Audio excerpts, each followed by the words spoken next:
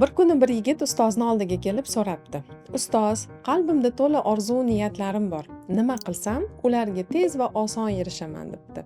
Shunda ustoz aytibdiki: "Tasavvur qil, tarozining ikki pallasi. Biriga qalbingni qo'yamiz, biriga esa qushni patini." Shunda so'rabdiki: "Qaysi biri og'irlik qiladi?" debdi. Yigit o'ylab qarab, "Qalbim ham yengil" desa, ustoz so'rabdi: "Qalbingda kimgadir nisbatan xafaliging, alaming, hasading bormi?" debdi. Yigit o'ylab qarab, "Xafaliklarim bor, qalbimni og'ritgan, dilimni ranjitganlar bor" debdi. Ustozi javobi shunday bo'ptiki: "Toki san ularni kechirmas ekansan, toki qalbing patdek yengil bo'lmas ekan, orzu maqsadlaringga erishishda qiyinchiliklarga uchraysan" debdi. Demak, bugun siz bilan gaplashadigan mavzuyimiz kechirim haqida. Bugun sizlar bilan deyarli ko'pchilikni qiynaydigan, qalbini tubida bo'ladigan, og'ritadigan bir mavzu, ya'ni kechirim haqida gaplashamiz. Bilaman, ishonaman, deyarli hammamizni kimnidir kechirishni xohlashimiz, kimdandir xafa bo'lganimiz, shunga o'xshash og'riqlarimiz bo'ladi. Nega inson kechirishi bunchalik qiyin? Nimaga ko'pchilik kechirish kerakligini biladi, kechirishni hattoki xohlaydi, lekin kechira olmaydi? Nimaga bu shunchalik qiyin amaliyotmi? Bu shunchalik qiyinmiki, insonlar buning uchun o'zini azoblab, xohlab, qiynab yuradi. Aslida agarda sizda hayotda hozir kimnidir kechirish xohishi bo'lsa va buni bir qancha vaqtdan beri amalga oshira olmayotgan bo'lsangiz, biling, bu borada sizga yordam beradigan soha mutaxassislari bor, ya'ni psixolog, psixoterapevtlar. Ular aynan sizni qalbingizni qiynaydigan og'riqlar bilan ishlashadi. Lekin keling, sizga bugun shunchaki mana shu ko'rsatuv orqali sizga qanaqa qilib kechirish mumkinligi haqida va nimaga o'zi biz kechirishni xohlamaymiz, ya'ni kechira olmaymiz, xohlaymiz, lekin kechira olmasligimiz haqida gaplashamiz. Kechirim aslida bu eng boshiga keladigan bo'lsak, bolalik paytimizda kichkina yosh bola tashqi olam bilan endi muloqotga kirganida, xohlagani, uni istaklari amalga oshmaganida emotsional reaksiyasini ko'rsatish, xafaligini ko'rsatish orqali boshlanadi. Ya'ni bola-chaga onasi xohlagan narsasini olib bermaganida, o'rtoqlaridan yoki aka-ukalaridan o'yinchog'ini olib qo'yganini yoqmaganini ko'rsatish uchun xafaligini ko'rsatadi va bu unga manipulyatsiya instrumenti bo'ladi. Va katta bo'lganimizdan keyin ham biz ongsiz ravishda xuddi mana shu instrumentdan foydalanamiz. Ya'ni boshqa insonlarga xafaligimizni ko'rsatishdan maqsad bizani ichkaridagi xohishlarimiz, istaklarimiz, ya'ni maqsadlarimiz mos kelmagani, amalga oshmaganini ko'rsatish uchun bo'ladi. Kechirimni ko'pchilik unutish bilan adashtiradi. Nimagadir o'ylashadiki, men kechirsam, menga yetkazilgan og'riqni unutaman deb o'ylaymiz. Agarda men kechirsam, menga yetkazilgan og'riqni unutishim kerak bo'ladi deb o'ylashadi. Lekin aslida kechirim unutish haqida emas. Chunki hayotda ba'zi vaziyatlar borki, umuman hayotimizdagi og'riqli vaziyatlar bizga tajriba uchun berilgan bo'ladi, unutish uchun emas. Agarda inson har doim shunaqa hamma narsani oson unutagan bo'lsa, unda hayotiy tajriba nimaga kerak? Unda biz bir marta sadoqatsizlikni ko'rdik, bir marta xiyonatni ko'rgandan keyin yana qayta o'sha narsaga uchrash uchunmi? Tajriba shuning uchun kerakki, bizani qalbimiz og'rigan, bizga qattiq botgan holatlarga yana tushmaslik uchun kerak. Lekin bu kechirmaslik kerak deganidan farqli. Chunki kechirim unutish haqida emas. Kechirim bu aslida ichki ozodlik haqida. Siz kechirganingizda qarshingizdagi odam sizga yetkazgan og'rig'ini unutish haqida emas, o'sha og'riqni o'zingiz ichingizda ko'tarib yurmaslik haqida gapirgan bo'lasiz. E'tibor bering, aslida biz hayotda eng yaqin insonlarimizdan qattiq xafa bo'lamiz. Mana misol uchun men mutaxassis sifatida ishlaganimda bilamanki, men kimnidir kechirishim kerak. Masalan, meni ichimda shunaqa og'riq bor, meni qattiq ranjitishdi, xafa qilishdi, men o'sha odamni kechira olmayapman deganda, bu odatda eng yaqin insonlari bo'ladi. Ota-ona, turmush o'rtoq, farzand bo'lib chiqadi. Qo'shnini, hamkasbingizni, qaysidir ko'chadagi bir yo'lovchini qilgan bo'lgan sizga yoqmagan og'riqli holatini, vaziyatini oson unutasiz, oson kechirasiz, lekin yaqinlaringiz yetkazgan jarohatni, o'sha qalb jarohatini, og'riqlarini kechira olmaysiz. Endi keling, nimaga shunaqa bo'lib chiqishi haqida gaplashamiz. Odatda biza har bitta inson o'z hayotida kimdir bilan munosabatda, kimdir bilan muloqotga kirishganda kutuvlarimiz bo'ladi. Ya'ni bizani munosabatdan erishmoqchi bo'lgan natijalarimiz, erishmoqchi bo'lgan yutuqlarimiz, biza ega bo'lmoqchi bo'lgan holatlarimiz bo'ladi. Masalan, ota-onadan mehrni, turmush o'rtoqdan muhabbatni, farzandlarimizdan tushunishni, oqibatni kutamiz va mana shunga o'xshash narsalar oqlanmagandan keyin biz ulardan xafa bo'lib qolamiz va xafa bo'lganimizdan keyin ularni kechira olmayman degan tushuncha paydo bo'ladi. Kechirim bu go'yoki siz insonlar o'ylaydiki, agarda men hozir meni qalbimni og'ritgan insonni kechirsam, men uni xatosini, menga qilgan og'rig'ini tan olgan bo'laman va xuddiki men unga ruxsat bergan bo'laman bu xatoni, bu og'riqni menga yetkazishga deb o'ylashadi. Masalan, vaziyat bo'ladi. Er-xotin turmushida qattiq og'riqli sababli bir-birini dilini ko'p og'ritgani sabab ajrashadi va ajrashganidan keyin ham kechira olmasdan yurganlar bo'ladi.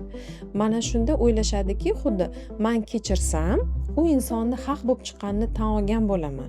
Men uni oldida yutqizgan bo'laman deb o'ylaydi. Yoki bo'lmasa hatto bir oilada yashashadi, ajrashmaydi, xiyonatdan keyin munosabatlar davom etadi, lekin o'rtada bir-biriga nisbatan ishonchsizlik, bir-biriga nisbatan xafagarchilik hali ham turgan bo'ladi. Bu degani xuddi sizni xiyonatingizni unutmadim, bu meni esimda turibdi, bu menga og'riqli bo'lgan. Agar men xiyonatni unutsam, sizni kechirsam, ya'ni xiyonatni unutsam haqida emas bu yerda. Sizni shu xatoni qilganingizni kechirsam, sizni haq bo'lib chiqqaningizni tan olgan bo'lib qolaman deb o'ylashadi. Kechirim bu sizni dilingizni og'ritgan insonni xatosini tan olish emas. Kechirim bu sizni ichki ozodligingiz degani.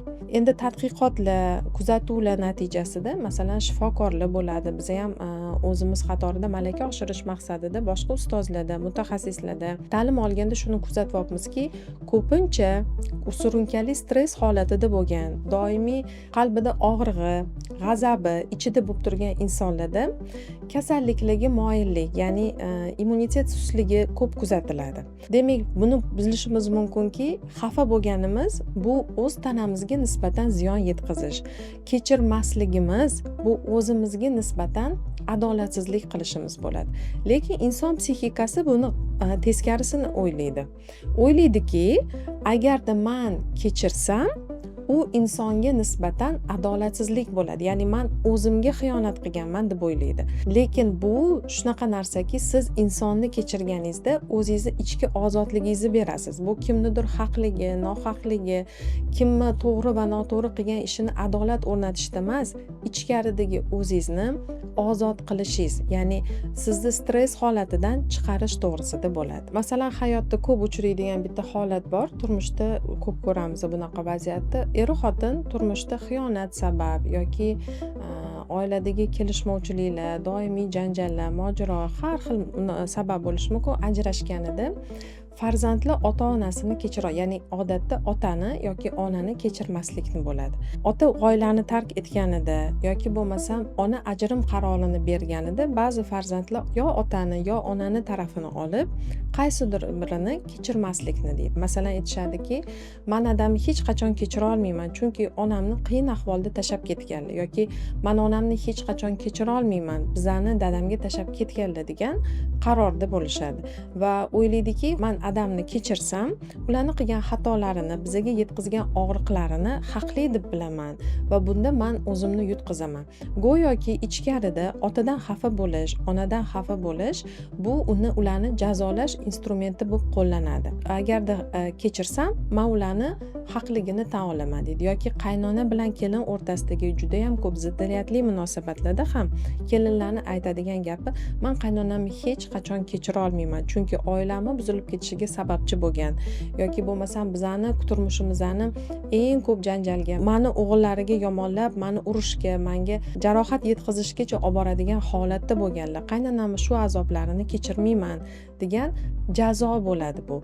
Ichkarida go'yoki o'sha sizni xafa qilgan, sizga og'riq yetkazgan insonni jazolash bo'ladi. Endi meni oldimga kelgan ko'pchilik odamlarni bilamanki, har xil usulni qo'llab ko'rishadi. Hozirgi kunda ijtimoiy tarmoqlarda deyarli ko'p axborotlar bor, ma'lumotlar bor. Kechirim haqida har qanaqa texnikalar ham bor. Bulardan bittasi siz xafa bo'lgan insonga kechirim xatini maktubini yozing va uni yoqib yuboring. Yoki bo'lmasam bir necha bor 40 marta 100 marotaba men seni kechirdim degan so'zni takrorlab yozing degan. Bilaman, lekin bugungi kunda bularning hech qaysi biri ishlamaydi. Eng oson usuli bor. Aslida kechirim bu juda ham oson va shu bilan juda ham murakkab. Nimaga murakkab? Chunki buni tan olishgacha kelish qiyin. Lekin qachonki siz buni kechirim qilishni, ya'ni kimnidir sizni dilingizni og'ritgan insonni o'zingizni ichki ozodligingiz uchun kechiraman degan qarorni bergan kuningizdan boshlab siz uni kechira olasiz. Kechirim uchun birgina sizni qaroringiz yetarli. Uni uchun qanaqadir texnikalar yozish, qog'ozga yozish, uni yoqib yorishlar foyda bermaydi. Chunki kechirim bu qog'ozdagi holat emas, ichkaridagi holat, sizni qalbingizdagi holat. Siz tasavvur qiling, qalbingizga o'sha qaysidir hayotiy vaziyatingiz sabab qanaqadir bir toshchani solib qo'ydingiz. Mana o'sha hayotingizda siz uchun og'riqli vaziyat sodir bo'ldi. Otangiz oilani tark etdi, sizni eringiz xiyonat qildi, qaynona sizni o'g'liga yomonlab oilangizni buzdi. Mana shu toshchani qalbingizga soldingiz va bu toshchani sizni hayotingizda paydo bo'lishini aslida sababi bor. Har bir og'riqli vaziyatda tagida bir hikmat bor. Hikmat deganda biz darsni tushunishimiz mumkin. Bu vaziyat sizga nimani o'rgatdi?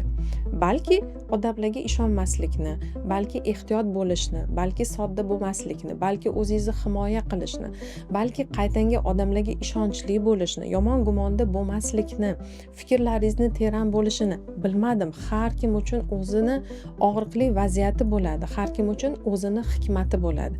Ana shu darsdagi hayotiy darsdan olgan hikmatni ko'ra olsangiz, sizga kechirim oson bo'ladi. Qachonki siz u hikmatni o'qa olmayapsiz, qachonki siz u hayotiy darsni tushunmaguningizcha, bu toshcha menga kerak degan fikrda yurasiz. Bugun siz agarda shu narsani anglab yeta olgan, buning uchun balki sizga kimnidir tashqaridan nazari kerakdir. Balki qaysidir do'stingiz, dugonangiz, onangiz sizga vaziyatingizga tashqaridan ko'rishni, tashqaridan qarashni o'rgatar. Ana shu sabab sizga bo'lgan og'riqlarni, hikmatini ko'ra olarsiz va o'shandan keyin demak bu hayotiy vaziyat menga shuning uchun kelgan ekanda. Xo'p, bo'ldi, tushundim. Demak, men buni angladim. Bu insondan xafa bo'lish degan toshchani tashlab yuborishingiz mumkin. Ya'ni siz hayotiy hikmatni olib qolasiz, o'zingizga xulosa chiqarasiz va og'riqni olib tashlaysiz, xolos. Yana bir ahamiyatli narsa, siz kechirgan inson bilan qayta muloqot qilmasligingiz ham mumkin. Bilasizmi, kechirsam yana muloqot qilishga majburman degan holatlar bo'ladi.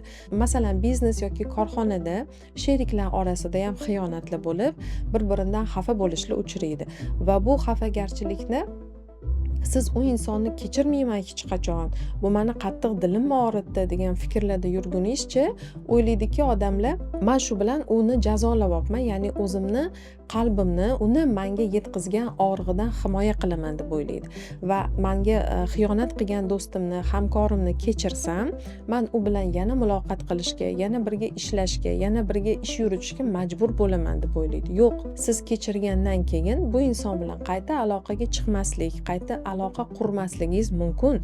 Bu kechirim degani siz yana majbursiz u bilan aloqa qilishga degani emas. Er-xotinlar ham bir-biri bilan kechirimli bo'lgandan keyin, masalan, ajrashib ketgandan keyin ham bir-birini kechirganida bo'ldi, siz u bilan yaxshi aloqada bo'lishga majbursiz degani emas. Yoki o'sha zulm ko'rgan qaynonadan xafa bo'lgan kelinlar qaynonasini kechirganida yana borib qaynona bilan aloqa qilishga majbur emas. Kechirim bu sizni ichki holatingiz haqida va bu sizga kerak. U sizni xafa qilgan insonga emas.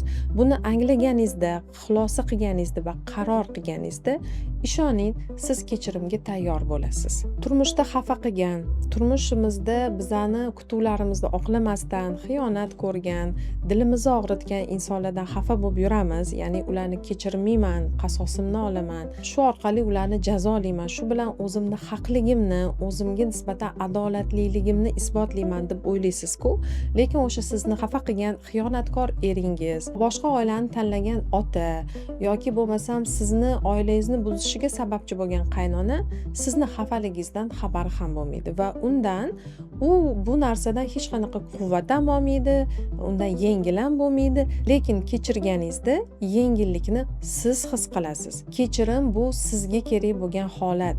Buni anglab his qilib ko'ringiz, siz yillar davomida o'zi turmushimizda shundoq ham kichik qanaqadir xafagarchiliklar, kichik noroziliklar, kichik qanaqadir kutuvlarimizni oqlanmasligi juda ham ko'p bo'ladi va biz baribir qalbimizda qaysidirini olib yuramiz. Kamida bilmayman 20 ta 30 ta bo'lar turmushimizda, ishxonada, ish sabab, farzandlarimiz bilan bo'lgan munosabatlarda nimadirda xafaliklar bo'ladi. Ana o'sha xafaliklarni tosh sifatida, yana aytaman, sizni buni ko'z oldingizga keltirib ko'rsangiz, sizga balki tushunarliroq bo'lar. Qalbingizga yig'ilgan toshchalar deb ko'radigan bo'lsangiz, mana shu sizga og'irlik qiladi. Demak, kechirim birgina sizni qaroringiz, ya'ni qaror berishdan oldin his qilishingiz kerak. Yengillik menga kerak. Balki hozirgi aytgan gapimni siz hech qachon kechirim haqida bu nuqtadan qaramagandirsiz. Aslida kechirim bu o'zingizni salomatligingizga va o'zingizni ruhiyatingizga, holatingizga nisbatan g'amxo'rlik bo'ladi. Ya'ni siz kechirganingizda o'zingizga nisbatan g'amxo'rlik ko'rsatgan bo'lasiz. Bu og'riq menga kerak emas. Bu meni tanam uchun, meni qalbim uchun, meni ruhim uchun og'irlik qiladi va men bundan voz kechaman degan qaror bo'ladi. O'zini yaxshi ko'rgan inson avvalambor yaxshi ko'rishini birinchi o'rinda qalbida boshqalarga nisbatan nafratni, g'azabni, hasadni ko'tarib yurmaslikdan boshlaydi. O'zingizni holatingizda, ichkarida, qalbingizda faqatgina yaxshi hissiyotlar, yaxshi tuyg'ularni saqlab yurgan inson bu o'zini yaxshi ko'rishni bilgan, ya'ni tanasiga, qalbiga hech qanday salbiy holatlarni kirg'izishiga ruxsat bermaydigan inson bo'ladi. Yana eslatib o'taman, kechirim bu unutish haqida emas. Kechirim bu hayotiy darsni eslab qoldim, lekin bu og'riq menga endi kerak emas degan qaror haqida. Videoni oxirigacha ko'rgan bo'lsangiz, obuna bo'lish va like bosib qo'yish esingizdan chiqmasin. Bu videoni kechira olmasdan qiynalayotgan yaqinlaringizga yuboring, qalbiga shifo bo'lsin.